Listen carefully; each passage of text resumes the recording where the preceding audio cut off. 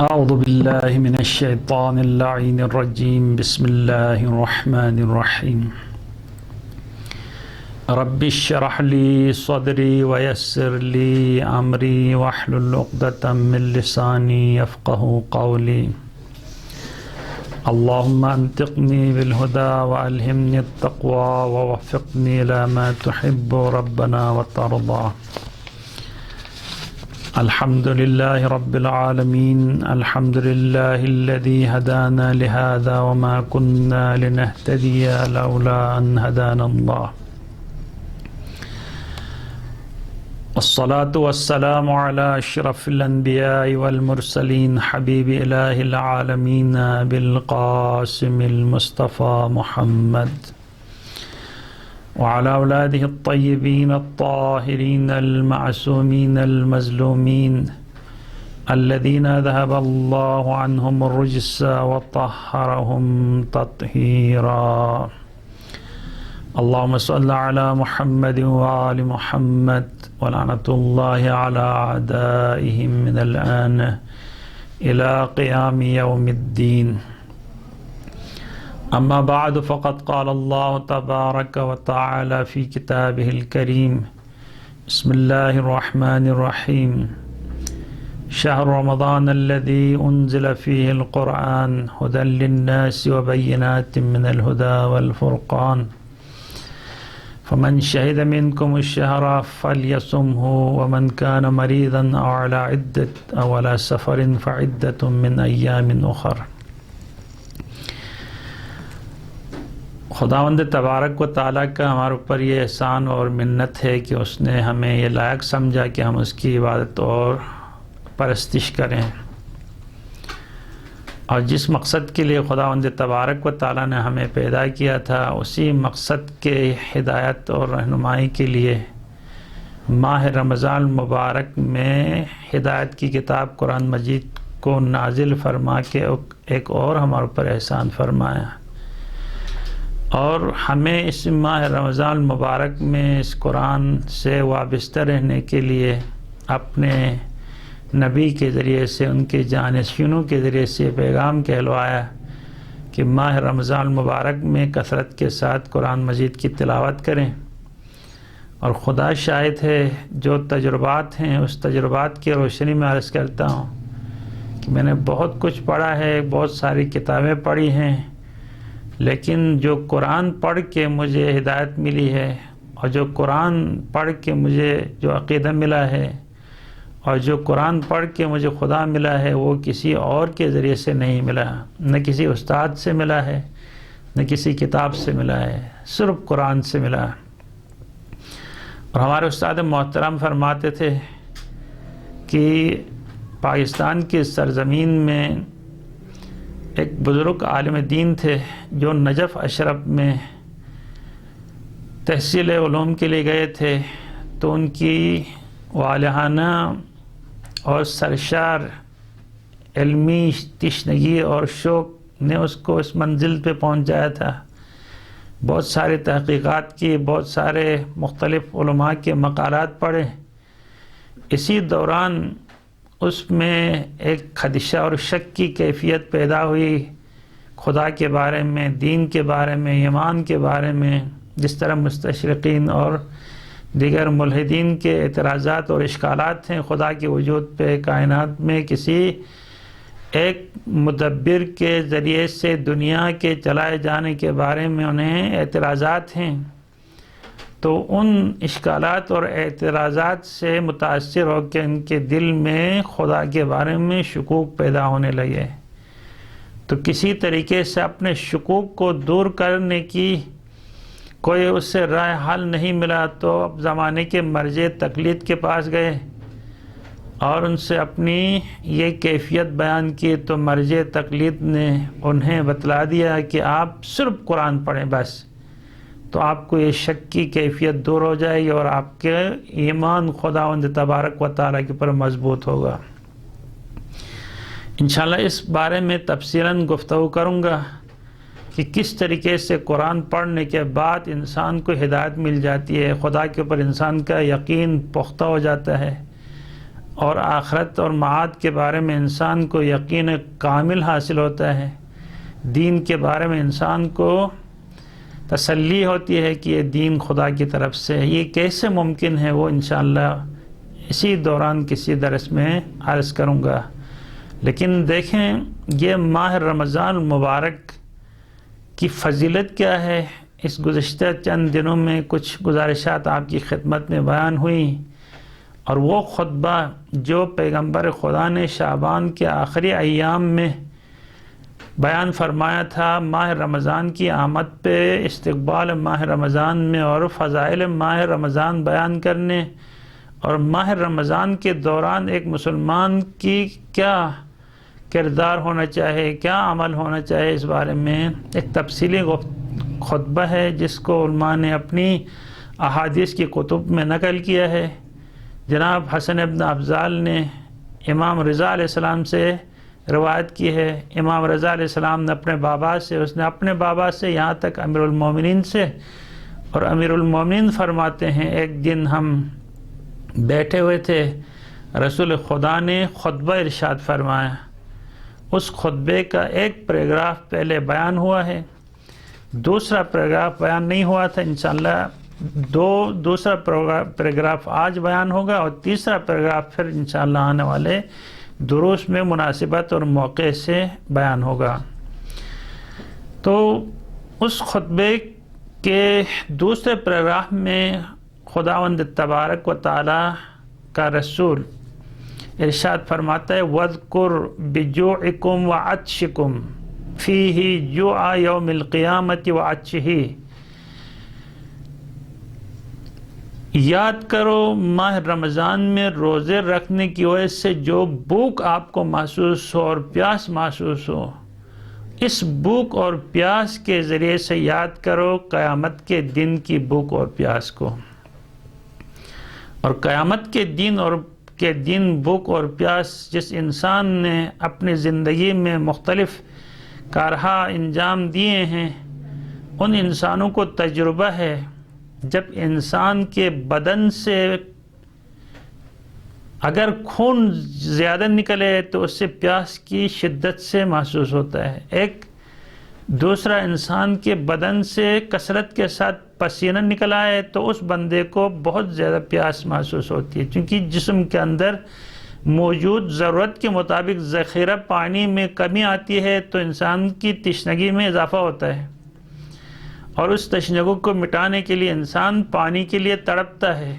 اور کربلا کی واقعے میں جو پانی کی طلب اور پانی کی تلاش تھی، اور وہ سب سے سنگین مصائب میں سے ہے جو کربلا میں اب بھی دیگر ائمہ نے یا امام زمانہ یاد کرتے ہیں تو اس امام حسین علیہ السلام کی تشنگی کو یاد کرتے ہیں، اور خود امام حسین علیہ السلام نے جو پیغام دیا اپنے حضرت معصوم سکینہ کو خواب میں آ کے اپنے شیعوں کے نام پہ، اس کے اندر بھی اسی تشنگی کا ذکر ہوا ہے کہ شیعتی ما ان سمعتم بغریب او شہید فاندبونی، کہ اے میرے شیعو جب بھی کسی غریب اور شہید کے بارے میں سنو گے تو ہم میرے اوپر گریہ جاری کرنا، جب تمہیں کبھی ٹھنڈا پانی پینا ہو تو پھر مجھے یاد کرنا۔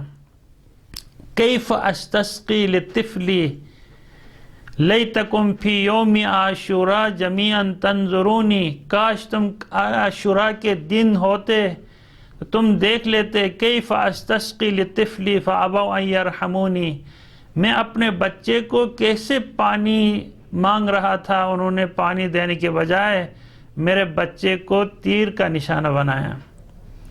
یہ پانی کی پیاس، اور امام سید سجاد علیہ السلام نے بھی امام حسین علیہ السلام کی شہادت کے بعد، اس کا جنازہ دفنانے کے بعد قبر کے اوپر اپنی انگلی سے لکھتا ہے ھذا قبر الحسین ابن علی الذی قتل عطشانا، یہ اس حسین ابن علی کی قبر ہے جس کو پیاس سے شہید کیا گیا ہے۔ کیونکہ پیاس اتنی خطرناک چیز ہے، میں نے اپنی زندگی میں مشاہدہ کیا ہے کہ ایک ہمارے عزیز ہمارے نانا تھے، ان کا آپریشن ہوا تھا، 1986 میں، اور پانی اس کے اوپر بند کیا گیا تھا. میں اس وقت چھوٹا تھا. میں اپنے نانا سے ملنے کے لیے گیا. خدا شاہد ہے آج اس کے وفات ہوئے 36 سال گزر چکے ہیں، لیکن مجھے اس کی تشنگی ابھی بھی یاد ہے. وہ پانی کے لیے تڑپ رہا تھا، پانی کے لیے تڑپ رہا تھا، پانی پانی پانی، لیکن ڈاکٹروں نے اس سے منع کیا تھا. ایک وہ پیاس، اور اسی طلب میں اور تڑپ میں اس کی فوتگی ہوئی. خدا رحمت کرے. 2012 میں 20 دسمبر کو یونیورسٹی کے اندر یوم حسین منا کے واپس آنے والے نہتے نوجوانوں کے اوپر دہشت گردوں کی، فرقہ پرستوں کی طرف سے جو فائرنگ ہوئی، اسی فائرنگ کے نتیجے میں ایک نوجوان 18 سال کا شہید ضمیر عباس، جس کا تعلق برمس میں تھا، اس کے سینے پہ گولی لگی تھی، اسپتال میں ایڈمٹ تھا. میں وہاں پہ اس کی عیادت کے لیے گیا تو اس کا باپ اس کے سرانے پہ تھا، اور بچے کو پیاس کی جو کیفیت تھی کہ وہ تڑپ رہا تھا پانی کے لیے، اور باپ سرانے پہ ہو کے پانی موجود تھا، اس کے باوجود ڈاکٹروں نے منع کرنے پہ پانی نہیں دے سکے، اور نتیجے میں وہ سب رات کو کسی طرح غافل تھے تو اس نے گلوکوز کا پانی اٹھا کے پی لیا. اور یہ انسان کو پیاس جو ہے وہ واقعاً، اور اب بھی جو روزہ دار ہیں مسلمانوں میں سے، جب تک روزے میں آپ کو پیاس کا احساس نہیں ہوگا نا، پھر وہ روزہ نہیں سمجھو آپ اس کو. جب آپ کو روزے کے درمیان بھوک کا احساس نہیں ہوگا نا، تو پھر آپ اس کو روزہ نہ سمجھ لینا. وہ کیسا روزہ ہے؟ پیغمبر خطبہ ارشاد فرما رہے ہیں، آپ جب روزے کے دوران بھوک اور پیاس لگے تو اس بھوک اور پیاس کو یاد کرو، اس کے ذریعے سے قیامت کی بھوک اور پیاس کو. حدیث میں ملتا ہے میدان حشر میں جب لوگ کھڑے ہوں گے حساب کتاب کے لیے، اس تپش میں، اس اپنی ندامت اور پشیمانی میں، اور اپنے گناہوں کی بوجھ کے نیچے دبے ہوئے ہیں، اپنی پوری زندگی کا حساب دینا ہے خدا کے سامنے. اس شرمندگی اور خوف کی وجہ سے اس کے جسم سے اتنا پانی پسینے میں بہہ جائے گا کہ اس کے اپنے پسینے میں خود ڈوب جائے گا. اس وقت پیاس، آپ اندازہ کریں قیامت میں پیاس کیا ہوگی. قرآن مجید کے اندر سورہ واقعہ میں پیاس کی کیفیت آپ کی خدمت میں عرض کروں گا کہ سورہ اعراف میں خداوند تبارک و تعالیٰ ارشاد فرماتا ہے کہ اہل جہنم اہل جنت سے کہیں گے افیضوا علینا من الماء او مما رزقکم. لوگوں ہم جہنم میں اتنے ترس رہے ہیں کھانے پینے کے لیے، کچھ پانی آپ لوگ جو خدا کی نعمتوں سے مستفیض ہو رہے ہیں، کچھ پانی ہمارے لیے دے دیں اور کچھ کھانے کی چیزیں ہمیں دے دیں. تو وہ کہیں گے خداوند تبارک و تعالیٰ نے تمہارے اوپر پانی اور یہاں کے طعام کو حرام کرا دیا، چونکہ خدا نے تم کافرین کے لیے ان چیزوں کو حرام کرا دیا. تم کاش اس طرح دنیا میں عمل کرتے جس طرح ہم نے عمل کیا ہے، تو پھر تم آج اس کیفیت میں نہ آتے. یہ اس جہنم کے اندر پیاس، اور پھر اس جہنمیوں کی حالت آپ دیکھیں گے. خداوند تبارک و تعالی قرآن مجید میں اصحاب الشمال کے بارے میں وَأَصْحَابُ الشِّمَالِ مَا أَصْحَابُ الشِّمَالِ، آپ سے گزارش ہے کہ اس سورہ واقعہ کو کثرت کے ساتھ پڑھیں. آپ کی دنیا کے لیے، آپ کی آخرت کے لیے کارآمد چیز ہے کہ جو بھی سورہ واقعہ کی مطالعہ کرتا رہے گا اس کی مالی پریشانیاں دور ہوں گی. اس میں مقربین کا ذکر ہوا، اس کی انواع اقسام کی نعمتوں کا تذکرہ ہوا ہے. اصحاب یمین دائیں سائٹ والے، ان کے لیے بھی خدا نے بڑی نعمتوں کا ذکر کیا ہے.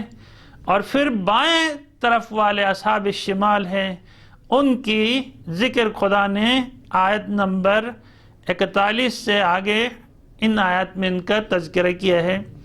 کہتے ہیں اصحاب الشمال ما اصحاب الشمال، آپ کو معلوم ہے کہ اصحاب الشمال بائیں ہاتھ والے کون ہیں؟ فی سموم و حمیم، ان کے ہاں جو فضا میں ہوا چلے گی، زہر آلود ہوا چلے گی اصحاب الشمال کے لیے. وہ حمیم، اور ان کے لیے جو پانی ہوگا وہ کھولتا ہوا پانی ہوگا، ابلا ہوا پانی ہوگا، وظل من یحموم، اور ان کے اوپر کوئی اگر سایہ ہوگا تو بادل کا سایہ نہیں ہوگا، گرم جہنم کے بخارات سے ابھرنے والے دھوئیں، وہاں کی آگ سے نکلنے والے خطرناک دھوئیں کی سائے میں ہوں گے، وظل من یحموم لا بارد ولا کریم، نہ وہ بادل نہ ٹھنڈے ہوں گے نہ ان کے لیے خوشگوار ہوں گے، ایسے بادلوں کے سائے میں ہوں گے، پانی ان کا گرم کھولتا ہوا پانی ہوگا۔ کیوں؟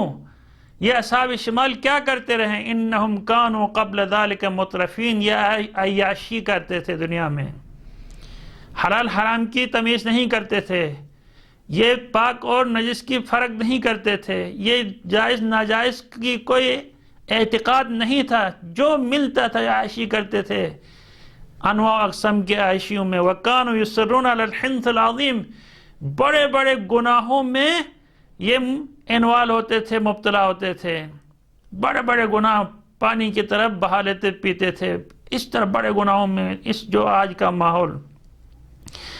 اور ساتھ ساتھ جب کوئی ڈرانے والا اس سے ڈراتے تھے، کیا کر رہے ہو تم؟ شراب پی رہے ہو، زنا کر رہے ہو، لواط کر رہے ہو، ظلم کر رہے ہو، کسی کو مار رہے ہو، چغلی کر رہے ہو، غیبت کر رہے ہو، تمہارا انجام بہت برا ہوگا، کل قیامت کے دن خدا کو کیا جواب دو گے؟ قیامت میں کس طریقے سے خدا کے سامنے پیش ہو جاؤ گے؟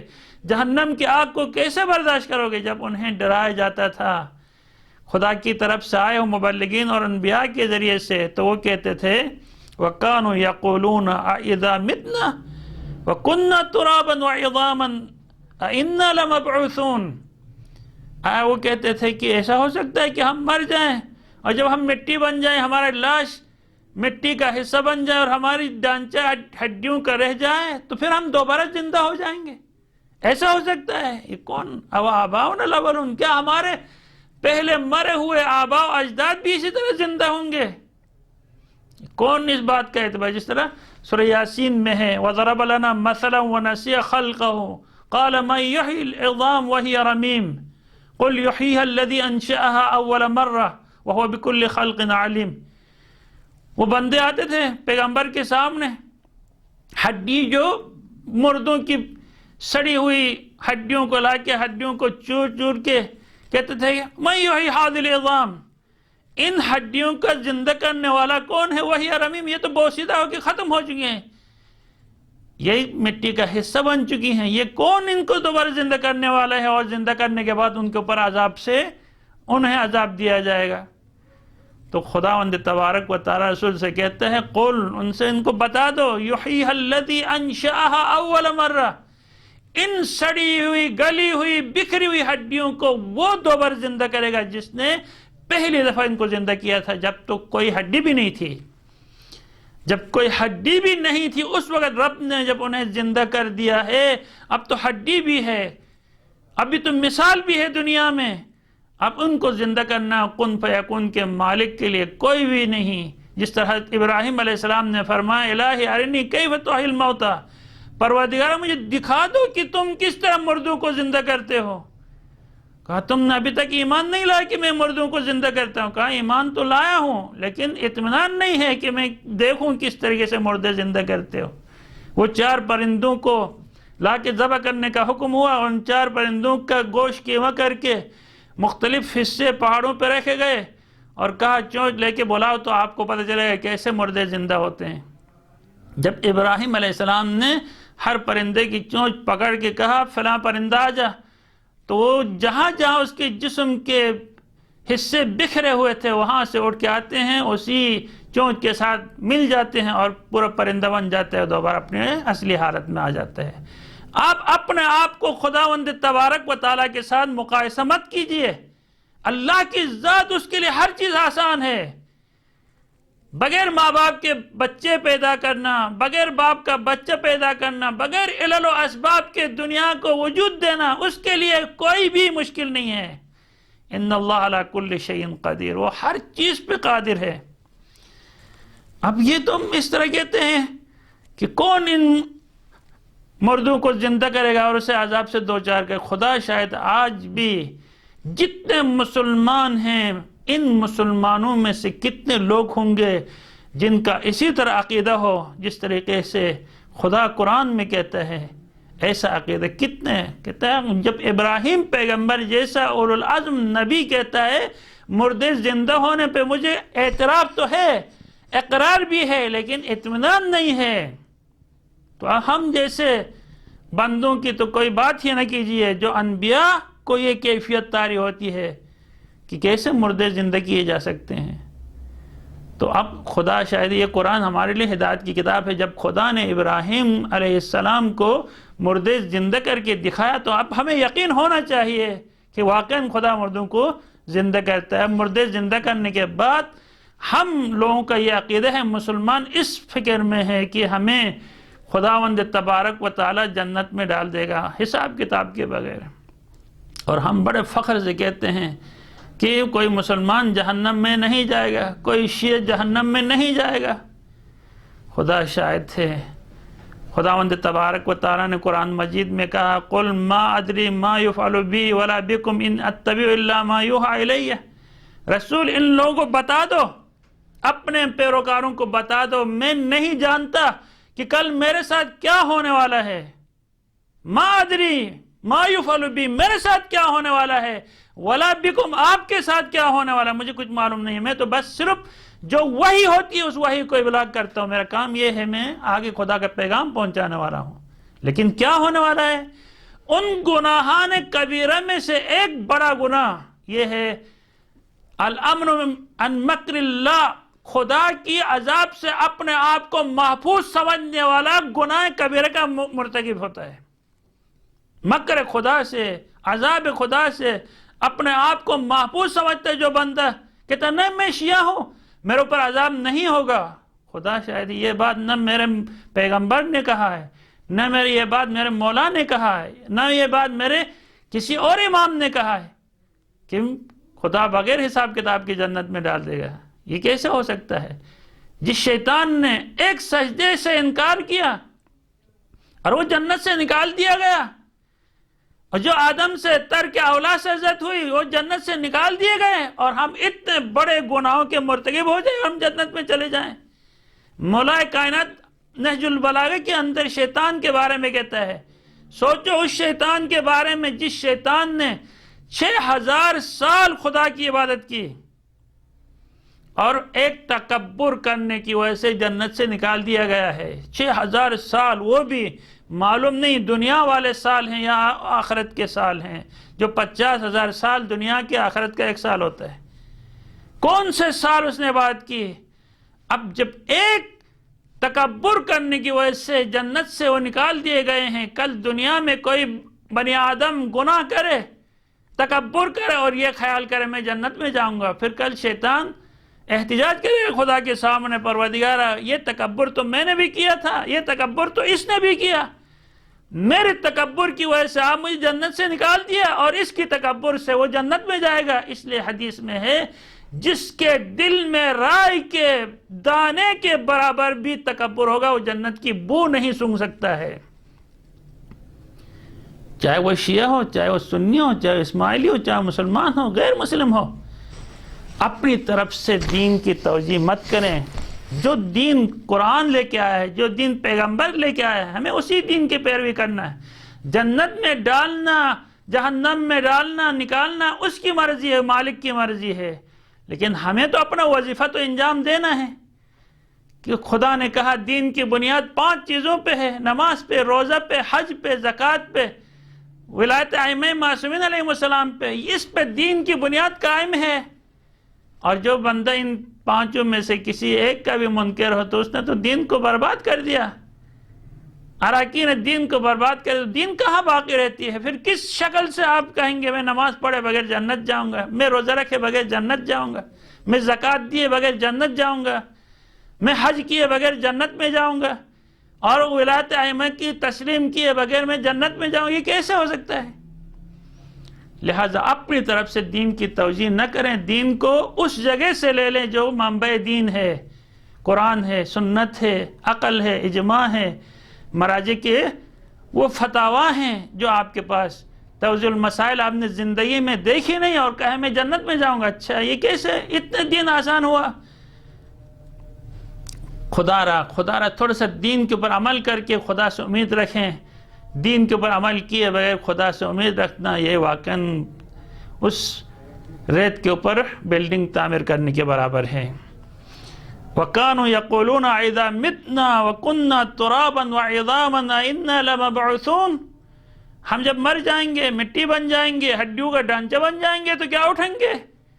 آباؤنا الاولون، کیا ہمارے گزشتہ مرے ہوئے بوسیدہ ہڈیوں پہ، خاک پہ بکھرے ہوئے ہمارے ماں باپ زندہ ہوں گے؟ تو پیغمبر ان کو بتا دو ان الاولین والآخرین لمجموعون الی میقات یوم معلوم. پیغمبر ان کو بتا دو پہلو میں سے آدم کے زمانے سے لے کے خاتم تک اور خاتم کے بعد جتنی بھی قیامت تک نسلیں آئیں گی جائیں گی ان سب کو خداوند تبارک و تعالی لمجموعون سب کو جمع کرے گا الی میقات یوم معلوم، ایک دن کی اس وعدہ گاہ میں، میدان حشر میں. یہ قرآن مجید کی آخری سپاروں کا مطالعہ کریں، تلاوت کریں، پورے قیامت کا تذکرہ، جہنم کا تذکرہ، جنت کا تذکرہ اور پھر حساب کتاب کا تذکرہ، سب کچھ ہے. اور خداوند تبارک اور انسان اتنا بے فکر مگن ہے کہ نہیں مجھے جنت میں ہی جانا ہے، بس میں نے کمال کر دیا، لا الہ الا اللہ کہہ دیا. ایسے تو نہیں ہو سکتا. لا الہ الا اللہ کہنے کے بعد اس کے تقاضے ہیں، ان تقاضوں کے مطابق اب لا الہ الا اللہ کہنے کے بعد اس کو مان لو. وہ کیا کہتا ہے؟ وہ کہتا ہے لا الہ الا اللہ مجھے مان لیا نا، اب نماز پڑھو، اب روزہ رکھو، اب زکوٰۃ دو، حج کرو، گناہ سے بچو، منہیات سے مرتکب ہونے سے باز آؤ، واجبات کو انجام دو. وہ کہتا ہے پھر آپ نے کیسے خدا کو مان لیا؟ جب اس کی بات نہیں مانتے ہو تو آپ نے خدا کو کیسے مان لیا؟ پھر ماننے کا معیار کیا ہے؟ فقط لا الہ الا اللہ. ثم انکم ایھا الضالون المکذبون، پھر جب آپ سب کے سب میدان حشر میں جمع ہوں گے تو اے وہ لوگ جو گمراہ ہیں اور خدا کی جھٹلانے والے ہیں کہ کون خدا ہمیں زندہ کرے گا دوبارہ، جھٹلانے والے سنو. لآکلون من شجر من زقوم، کل تمہاری غذا جو ہوگی نا اس زقوم کے درخت سے آپ کو غذا دیا جائے اور آپ کھائیں گے. اور زقوم کیا بلا ہے؟ وہ جہنم کے جہنمیوں کے غذا جس درخت سے دیا جائے گا. حدیث میں ملتا ہے کہ اگر اس زقوم کے بننے والے کھانا یا اس زقوم کے درخت کا ایک قطرہ دنیا میں آئے اور دنیا کے تمام سمندروں اور پانیوں میں سے ایک قطرہ گر جائے تو کوئی پانی پینے کا لائق نہیں رہ جائے گا وہ زقوم. اور یہی زقوم کا اسے پانی، اس سے کھانا دیا جائے گا کھولتا ہوا. فَمَالِئُونَ مِنْهَا الْبُطُونَ، آپ سب جانتے ہیں مرچیں کھائیں، خصوصاً وہ لوگ جو مرچیں کھانے کے عادی نہیں ہیں، اور مرچیں کھانے کے بعد وہ پاکستان میں باہر سے آئے ہوئے لوگ جو عرب ممالک سے، انگریزی ممالک میں سے یا دیگر عجم ممالک میں سے آتے ہیں اور پاکستان کے مرچیلے کھانا کھاتے ہیں تو کہتے ہیں یہ کہاں کہاں جلاتا ہے، گھر اندر سے فارغ ہونے تک، منہ جلاتا ہے، پیٹ جلاتا ہے اور دیگر انتڑیاں جلا دیتا ہے، کیا کیا جلا دیتا ہے. یہ مرچ دنیا کی معمولی قابل برداشت چیز ہے جو ہر کوئی کھا سکتا ہے، لیکن یہ انسان کے وجود کو جلا دیتی ہے. تو وہ زقوم جس کا ایک قطرہ دنیا میں آ جائے تو دنیا کا کوئی پانی پینے کا لائق نہیں رہ جائے. اب اس زقوم کا وہ ان کے پیٹ ان سے بھر دیا جائیں گے. فَشَارِبُونَ عَلَيْهِ مِنَ الْحَمِيمِ، جب زقوم انہیں کھلایا جائے گا تو ہر کھانے کے بعد پانی پیا جاتا ہے. اب ان کو جو پانی پلایا جائے گا وہ حمیم، ابلا ہوا پیپ کا پانی، ابلا ہوا پیپ کا پانی. کھائیں گے پئیں گے نہیں، اپنے مرضی سے یا زبردستی انہیں کھلایا جائے گا. خدا کہتا ہے فَشَارِبُونَ شُرْبَ الْحِيمِ، یہ کھولتا ہوا ابلتا ہوا پیپ کا پانی یہ ایسے پی لیں گے جیسے صحرا میں کئی دنوں کا بھوکا پیاسا اونٹ جب اسے پانی دستیاب ہو جائے، جس طریقے سے پانی پیتا اونٹ اسی طریقے سے یہ جہنمیوں کھولتا ہوا پانی پئیں گے، چونکہ پیاس اتنی لگتی ہے۔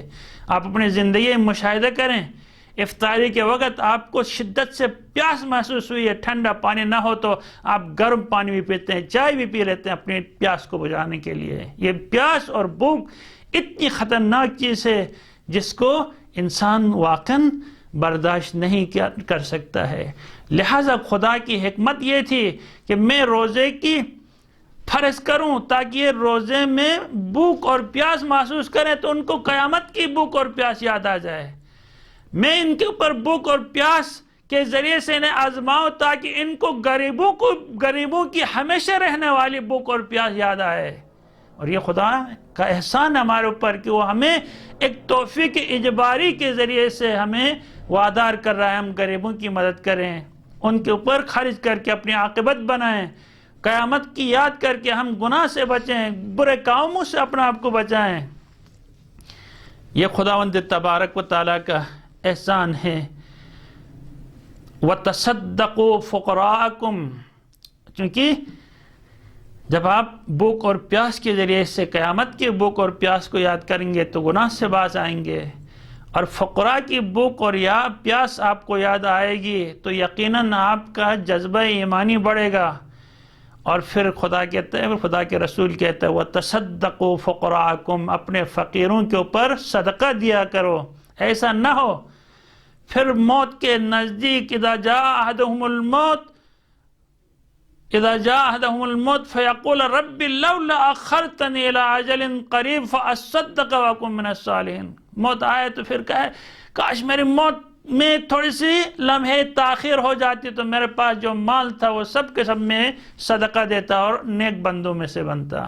اس وقت کو کوئی ابھی اس وقت سے ماہ رمضان میں یوں سمجھے آپ کے اوپر موت کی طاری ہوئی ہے، آپ نے پیاس اور بھوک کا احساس کیا، اگر آپ نے روزہ رکھا ہے، آپ نے سحری میں گھی نہیں کھایا ہے، سحری میں جام نہیں کھایا ہے، ملائی سے لطف اندوز نہیں ہوئے ہیں، گوشت کے انواع اقسام کے کھانے نہیں کھا کے خالی خشک روٹی اور پانی کے ساتھ آپ نے روزہ رکھا ہوتا نا، پھر دن کو آپ کو بھوک اور پیاس کا اندازہ ہوتا۔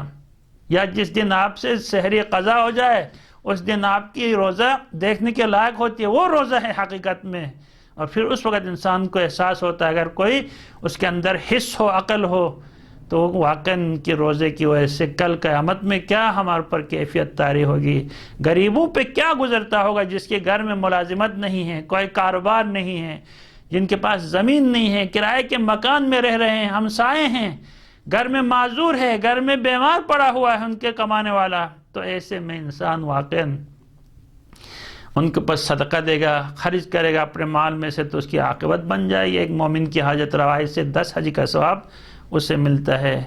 وَمَسَاكِينَكُمْ، اور اپنے فقراء اور مساکین کے اوپر صدقہ کیا کرو۔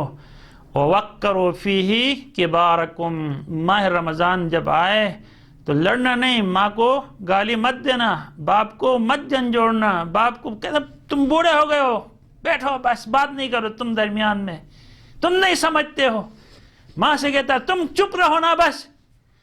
واقعاً یہ ماں باپ کے ساتھ روزہ دار کا یہ سلوک، چاہے کہ باہر کوئی بوڑھا ہو، کوئی بزرگ ہو، اس کے ساتھ سلوک کی تو کوئی بات ہی کچھ اور ہے، لیکن اپنے والدین گھر میں معمولی بات کرنے کے دوران اولاد جھنجھوڑتے ہیں۔ سوچو اے والدین کو ڈرانے والو، اے والدین کی بے احترامی کرنے والو، کل بھی تمہیں اسی منزل پہ آنا ہے، تمہیں کل بھی کسی کا باپ دادا بننا ہے۔ اس دن تمہارے ساتھ وہی سلوک ہوگا جو سلوک آج تم نے اپنے باپ دادا کے ساتھ کیا ہے، وہی سلوک آپ کے ساتھ ہوگا۔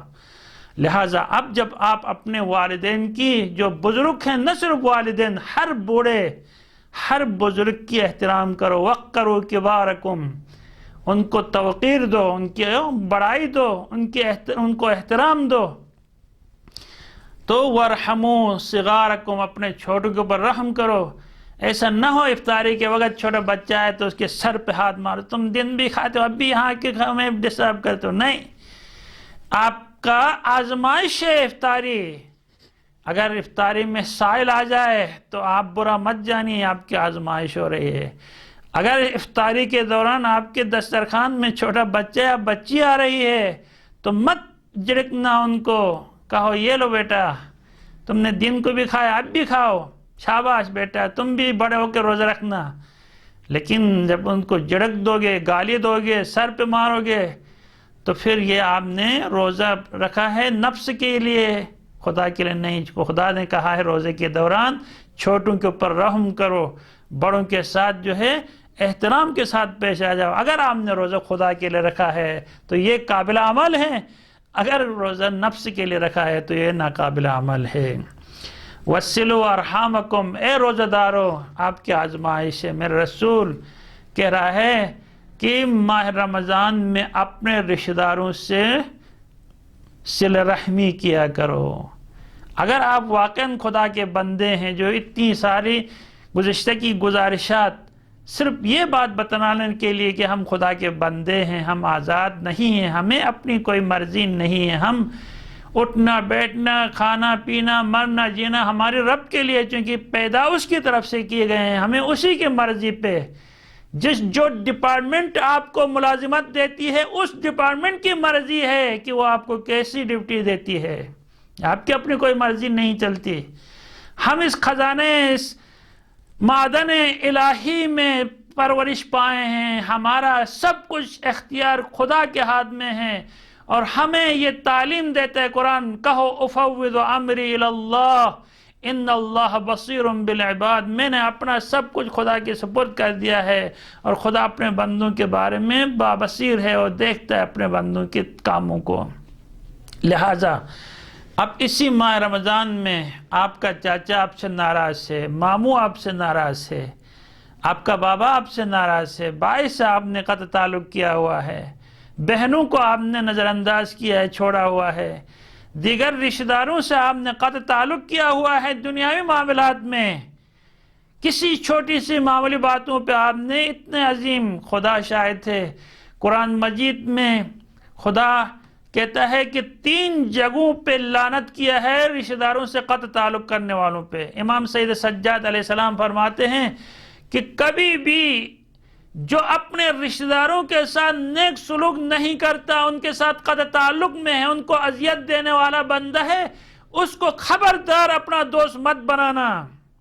جو اپنے باپ کا دوست نہیں ہو سکتا ہے، جو اپنی ماں کا دوست نہیں ہو سکتا ہے، جو اپنے بھائی اور بہن اپنے خونی رشتہ داروں کا دوست نہیں ہو سکتا ہے، وہ آپ کا کیسے دوست ہو سکتا ہے؟ اس کو خبردار دوست نہیں بناؤ، چونکہ امام سید سجاد فرماتے میں نے قرآن میں دیکھا ہے 3 جگہوں پہ لعنت بھیجی خدا نے اس بندے کے اوپر جو اپنے رشتہ داروں سے قطع تعلق کرتا ہے۔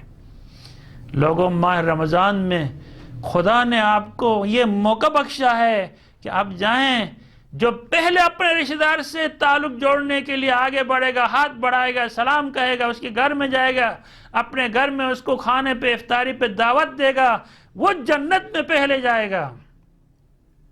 اور گناہ، خدا شاید گناہ کبیرہ ہے، بڑے گناہوں میں سے، بڑے گناہوں میں سے سر فہرست جو بڑے گناہ ہیں ان میں سے صلہ رحمی کا قطع کرنا رشتہ داروں سے، یہ خدا کے رسول نے ماہ رمضان میں جو کام کرنے کے ہیں وہ کام کہا، وہ یہ ہے وَصِلُوا أَرْحَامَكُمْ، اپنے رشتہ داروں سے ملنا۔ ایک رات جو ہے افطاری کے بعد بہن سے ملنے کے لیے جائیں، ایک رات بھائی سے ملنے کے لیے، ایک رات چاچا کے ساتھ، ایک رات ماموں کے ساتھ، ایک رات بہنوئی کے ساتھ، کسی کے ساتھ جو آپ کے لیے ممکن ہے رشتہ داری میں۔ کوئی کھانے پینے کا اہتمام کرنے کی بھی ضرورت نہیں، جائیں سلام کریں، گپ شپ کریں، پانی پئیں، بس واپس آئے، ان کے اوپر بوجھ بھی نہ بنے۔ لیکن صلہ رحمی حدیث میں ہے 1 سال کی سفر کرو اپنے ایک رشتہ دار سے ملنے کے لیے تو یہ سفر بیجا نہیں ہوگا۔ 1 سال یہاں سے کراچی آپ کو پیدل جانا ہو، سال لگے گا، لیکن اپنی بہن سے مل کے واپس آ جاؤ۔ اتنی طاقت ہے صلہ رحمی کے لیے۔ اور وَاحْفِظُوا أَلْسِنَتَكُمْ، اپنی زبانوں کو محفوظ رکھنا، بچانا۔ یہ زبان جس کو انسان لگام دیتا ہے تو بہت ساری ہلاکتوں سے، دنیاوی ہلاکتوں سے بچتا ہے، اخروی ہلاکتوں سے۔ 200 گناہوں کا تعلق اسی زبان سے ہے، اور زبان پہ انسان کنٹرول کر لیتا ہے تو 200 گناہوں سے محفوظ رہتا ہے۔ اکثر و بیشتر فتنے، فساد، جھگڑا، ناچاکی، ہر قسم کی گندگی کا مرکز جو ہے یہی زبان ہے۔ اس زبان کو اپنے کنٹرول میں رکھو۔ قدیم زمانے میں علماء اپنے زبان منہ کے اندر کنکریاں رکھتے تھے، بس 24 گھنٹے کنکری رکھتے تھے، اور جب انہیں بات کرنے کی ضرورت پڑتی تھی تو کنکریاں نکالنے تک سوچتے تھے کہ وہ کیا بات کرنا چاہ رہا ہے، تاکہ ایسی بات نہ ہو جس سے کسی کی غیبت ہو، کسی کی دل آزاری ہو، کسی کی چغلی ہو، کسی کو گالی، کسی کے اوپر کوئی الزام، تہمت، بہتان۔ یہ ماشاءاللہ ہمارے معاشرے میں تو یہ حلوہ کی طرح، کسی کو مورد الزام ٹھہرانا، بہتان لگانا، کسی کے اوپر افترا باندھنا، کسی کے اوپر گالی دینا۔ او ماہ رمضان کیا ہے، گالیوں کی بوچھاڑ ہو جاتی ہے افطاری کے ٹائم پہ، معمولی غذا جلنے پہ، غذا کم ہونے پہ، نمک زیادہ ہونے پہ، نمک کم ہونے پہ گالیوں کی ہاتھ چلتے ہیں، گالیاں اور عجیب و غریب قسم کے۔ ایسا لگتا ہے شوہر نے روزہ بیوی کے لیے رکھا ہے، ایسا لگتا ہے شوہر نے روزہ کیوں ہے بچوں کے لیے رکھا ہے۔ نہیں، ہم نے خدا کے لیے رکھا ہے۔ اس بیوی کا ہمارے اوپر احسان ہے جو ہمارے لیے افطاری بنا کے تیار کر کے، خدا کا حکم یہ ہے ہم بیوی کے لیے افطاری تیار کر کے لے کے جائیں، لیکن یہ بیویوں کا احسان ہے جو ہمارے اوپر، ماؤں کا احسان ہے جو ہمارے اوپر، ہمیں یہ خدا کا حکم ہے اپنے ماؤں کی احترام کریں، ماؤں کو کھلائیں، ماؤں کو پلائیں، ماؤں کی عزت دیں، اپنے بیویوں کو عزت دیں، بیویوں کی خدمت کریں، بیوی کو گھر میں آرام سے بٹھا کے اس کی تمام، اس کو کھانا، اس کا مسکن، اس کی ضروریات زندگی فراہم کریں۔ لیکن سلام ہو ان ماؤں پہ، ان بیویوں پہ جو گھر میں وہ بھی روزے رکھتی ہیں، شوہر بھی روزے رکھتا ہے، لیکن اس کی روزے کا کیا کہنا، جو اپنے آپ کو پگھلا دیتی ہے، اپنے بچوں کی خاطر نیند حرام کر دیتی ہے، اپنے پیاس بھوک کو بھول جاتی ہے، اور اپنے گھر والوں کے لیے افطاری اور سحری کا انتظام کرتی ہے۔ تمام والدین کو ایسی ماؤں اور بیووں کی قدر کرنی چاہیے، نہ کہ انہیں گالی گلوچ دیں، نہ انہیں ہاتھ اٹھائیں، نہ انہیں جھنجھوڑ دیں، نہ انہیں تنگ کریں۔ یہ والدین کا احسان ہے بچوں کے اوپر۔ اب خدا کہتا ہے وَعَضُّوا أَمَّا لَا يَحِلُّ إِلَيْهِ النَّظَرُ أَبْصَارَكُمْ، لوگو اپنی آنکھوں کو جھکا لو ہر اس چیز سے جس کی طرف دیکھنا حرام ہے، ہر اس چیز کی طرف جس سے دیکھنا خدا نے منع کیا ہے، جس کی طرف دیکھنا، اس سے اپنی آنکھوں کو جھکا لو۔ شہوت کی نگاہ سے کسی کی طرف نگاہ کرنا حرام ہے۔ ایسے مناظر دیکھنا جن مناظر کو دیکھ کے انسان کے اوپر شہوت غالب آ جائے، حرام ہے۔ نامحرم کے بالوں کی طرف دیکھنا، چاہے شہوت کی نگاہ سے ہو یا نہ ہو، بالوں کی طرف نگاہ نہ ہو۔ اسی طریقے سے حدیث میں ہے، خدا شاید عجیب و غریب حدیث ملتی ہیں، ایک مرد دوسرے مرد کو دیکھ سکتا ہے، دیکھنے میں کوئی حرج نہیں، ایک عورت دوسری عورت کو دیکھ سکتی ہے، ان چھپانے والی اعضاء کے علاوہ دیگر، شرمگاہ کے علاوہ دیگر جسم کو ایک دوسرے کو دیکھ سکتے ہیں۔ لیکن اگر کوئی مرد کسی دوسرے مرد یا کسی لڑکے کو، کوئی عورت کسی لڑکی کو شہوت کی نگاہ سے دیکھے تو خدا شاہد ہے کہ ان کی یہ شہوت کی نظر شیطان کے زہر آلود تیر کے مانند ہے کہ یہاں سے حرکت شروع ہو جاتی ہے، انسان یا لواط پہ جا کے ہلاک ہو جاتا ہے یا زنا کی منزل پہ جا کے ہلاک ہو جاتا ہے۔ لہٰذا جو بندہ اپنی آنکھوں پہ کنٹرول کرے گا، جب اس سے کوئی خوبصورت، حسین و جمیل مرد عورت نظر نہ آئے تو کس کے پیچھے جائے؟ لیکن آغاز اسی نظر سے، اور نظر کو کہا گیا ہے کہ نظر سہم من سہام ابلیس، سہم مسموم من سہام ابلیس، وہ ابلیس جس تیروں کے ذریعے سے شکار کیا کرتے ہیں، یہ سب سے پہلے نظر ہے۔ بد نظری سے سلسلہ شروع ہوتا ہے جو لواط پہ، زنا پہ، اور پھر ہلاکتوں پہ منتہی ہوتا ہے۔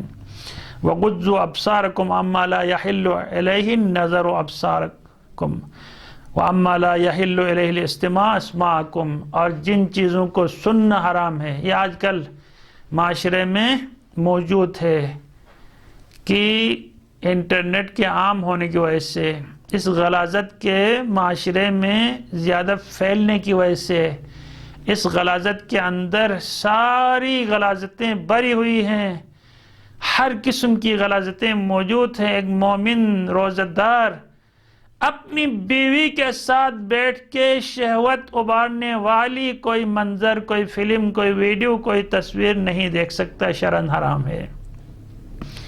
بیوی کے ساتھ بیٹھ کے، جو شادی شدہ مرد اپنی بیوی کے ساتھ بیٹھ کے شہوت ابھارنے والی، شہوت کو بیدار کرنے والی کوئی ویڈیو، کوئی تصویر، کوئی گانا، کوئی ایسی چیز نہیں سن سکتا ہے، مراجع نے حرام قرار دیا ہے۔ چاہے کہ وہ نوجوان مرد عورتیں جنہوں نے شادی نہیں کی ہیں ان مناظر کو دیکھیں، اور مناظر کو دیکھنے کے بعد ان کی شہوت ابھر آئے، اس شہوت کو ٹھنڈا کرنے کے لیے آپ کے پاس جو جائز ذریعہ ہے وہ صرف اور صرف شادی ہے، جس سے آپ دور بھاگ رہے ہیں۔ اب بتائیے آپ کے پاس اور کیا ذریعہ ہے؟ زنا حرام، لواط حرام، استمناء حرام، یہ گناہان کبیرہ کی صف میں۔ لہٰذا اپنی نظروں کو گانے مت سنو، گناہ کبیرہ ہے۔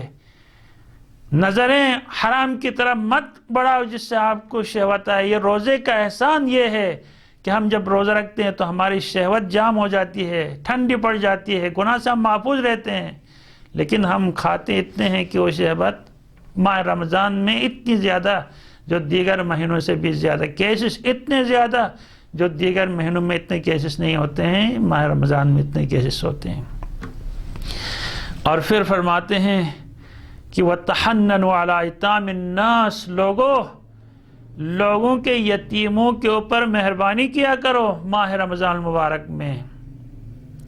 جب تم لوگوں کے یتیموں کے اوپر مہربانی کرو گے، پیغمبر کا حدیث ہے، اگر کوئی مسلمان کسی یتیم بچے کی کفالت کرے گا، کل قیامت کے دن میں محمد رسول اللہ اور اس کفالت کرنے والے کا مقام اتنا ایک جیسا ہوگا جس طرح یہ دو انگلیاں ساتھ ملی ہوئی ہیں۔ یعنی میں ایک یتیم کی کفالت کرنے والے کا مقام اور مرتبہ خدا کے پاس اتنا ہے جیسا مقام مرتبہ میرا ہے خدا کے پاس۔ لہٰذا یتیموں کا خیال رکھو، یتیموں کو کھلاؤ پلاؤ، انہیں کسی چیز کی ضرورت کا احساس مت دلاؤ، انہیں ماہ رمضان مبارک میں اپنے باپ کی کمی کا احساس مت دلاؤ۔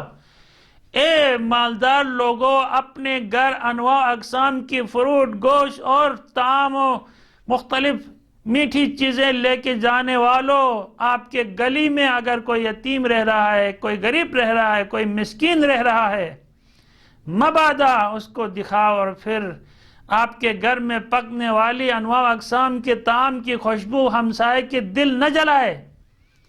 یا تو ان کو بھی کھلاؤ، یا خود بھی مت کھاؤ، یا اگر کھاتے ہو تو انہیں بھی کھلاؤ، یا اگر انہیں نہیں کھلاتے ہو تو کم از کم ان کو اذیت نہ پہنچاؤ۔ جو بچہ آپ کے ہاتھ میں میوہ دیکھے گا، یقیناً اپنے غریب باپ کے پاس جا کے بچے نہیں دیکھتے ہیں کہ باپ امیر ہے یا غریب ہے، ان کی خواہش ہوتی ہے، وہ خواہش کی تکمیل چاہتے ہیں۔ لہٰذا خبردار ماؤں بہنوں، اپنی زیورات کو دوسروں کے سامنے نمائش کر کے ان کے دلوں پہ مت آگ جلانا، غریبوں فقیروں کا خیال رکھنا، کم از کم ان کو کچھ نہیں دیتے ہو، ان کی زخموں کے اوپر نمک مت چھڑکنا، اپنی دولت اور اپنی انواع اقسام کی عیاشیوں کو نمایاں کر کے انہیں کو تکلیف مت دو، اذیت مت دو۔ تحننوا علی ایتام الناس، لوگوں کے یتیموں کے اوپر مہربانی کرو تو کیا ہوگا؟ یتحنن علی ایتامکم، اگر خدا کی قضاء و قدر سے آپ مر جائیں گے، آپ کے بچے یتیم رہ جائیں گے، تو پوری دنیا آپ کے بچوں کی احترام کرے گی۔ یہ وہ بندہ تھا جو یتیموں کا خیال رکھتا تھا، آپ اس کے خود بچے یتیم ہوئے ہیں، لہٰذا آپ کے بچوں کو یتیمی کا احساس نہیں ہوگا جب آپ دوسروں کو یتیمی کا احساس نہیں دلائیں گے۔ اور وَتُوبُوا إِلَى اللَّهِ مِن ذُنُوبِكُمْ، ماہ رمضان المبارک میں اپنے گناہوں سے توبہ کرو۔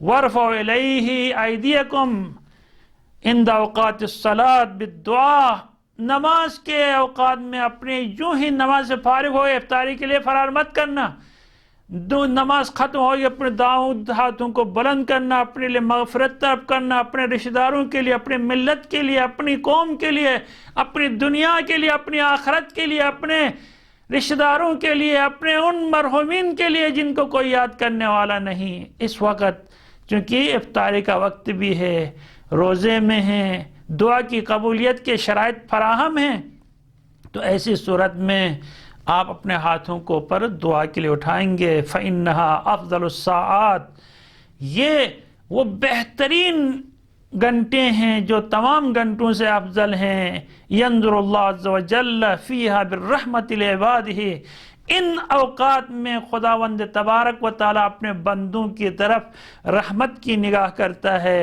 وَيُجِيبُهُمْ إِذَا سَأَلُوهُ، اور خدا ان کو لبیک کہہ کے جواب دیتا ہے جب بندے روزے کی حالت میں اپنے رب کو پکارتے ہیں۔